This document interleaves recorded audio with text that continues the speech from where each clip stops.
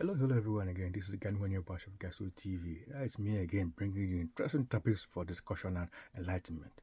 Now, what do I have today? It's about economic imperialism in Africa. My dear Africa, what's going on? How long will this continue?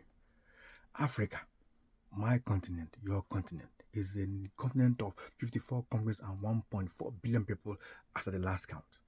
And what's our contact with the outside world? It's not been pleasant.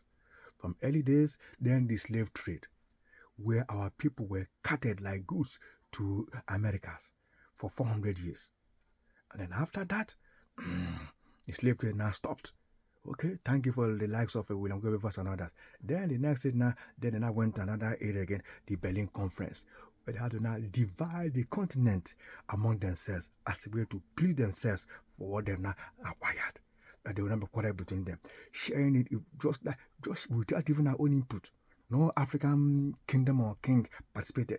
Yes, of France, Belgium, Portugal, Britain, they all participated and shared the continent among us. You can see that in the map. And that went on to colonize us for 100 years. King Leopold had Congo as some personal property until 1910. Imagine that. And with this, they were able to loot our resources. Gold, timber, diamond, cocoa, you name it all. Take it to their continent, to their countries to go and develop. They put some industries there and then they give an opinion. We now became laborers. Imagine that. From slave trade to economic bondage.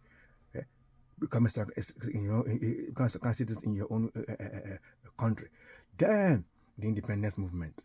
Thank the likes of Nkrumah and others, that independence now came in the late 50s. And even after that, they still continue with their strings of control. The worst of them being the French-speaking countries. Benin Republic, Togo, Cote d'Ivoire, Senegal. France is holding a stranglehold since 1958. Controlling 50% of their external reserves.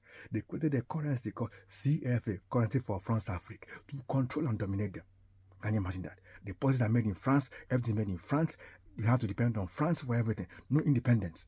And they use the likes of Hoffe, Bueni, and Leopold II to carry out their selfish agenda. If anyone rises up like Sankara, Lumumba, or the man from Togo, Olympio, they click him out or kill him. It was the likes of Sekutu that said, no, and stood this ground. Trying to dictate and control. We don't even have any say. We end up exporting raw materials and importing finished products. When are we going to develop? We own the resources. We should be in control of them. We should be exporting them.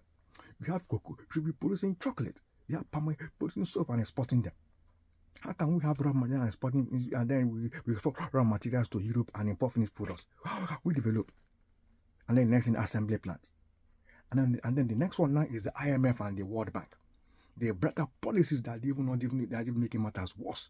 They give you loans that they can't even pay back, and then our corporate leaders have used this one to enrich themselves. The colony is still poor. We are still importing, mass importation. How long will this continue? This has got to really, really stop. It's not pleasant at all. It's not nice at all. We are just lagging behind. The continent that is the richest in the world, 1.4 billion people, is now the poorest in development. What has China and India done that we in Africa cannot do? Like Nigeria, what are we? We should be the giant of Africa. Should lead the way. Manufacturing, exporting. That's what we should be doing. So this has got to stop. We need vibrant people like Sankara, Lumumba, who can up and say, enough is enough. We, amongst our density, should be exporting these products. I'm happy with the current move by African leaders that we should be exporting finished products and ban on exporting local products. Importing raw materials, sorry to say. That's what we should be doing. We own this thing. We should be exporting them and feed the world. We are the richest continent in the world. Resources, the vibrant race in the human planet. Yet we are the poorest. Importing. That's what we should do. 80% of our economy should be local investment, controlled by African countries. 20% foreign investment. No problem. But now the tide is different. The dollar has become our currency. Imagine that. Our currencies are very weak. We can't even compete globally. When they now call world economy, we are not there. What are China and that we're not doing? Nigeria should sit up. The Chinese are here now. They are the best of them that came up. But we have to be very careful with this their so-called Belt and Road Initiative. Fine, it has come here, but you can see as well that they tied to our resources, and then using our seaports and other things as collateral if you don't pay. Be very, very careful. Though they have tried in giving us developments and with their racist attitude, but very, very careful. We have to learn from them to take the technology from them and then develop. We have to industrialize, and we have to be careful with this so-called Africa-India Summit, Africa-China Summit, Africa-USA Summit. This is another area to come and exploit the continent, take our resources.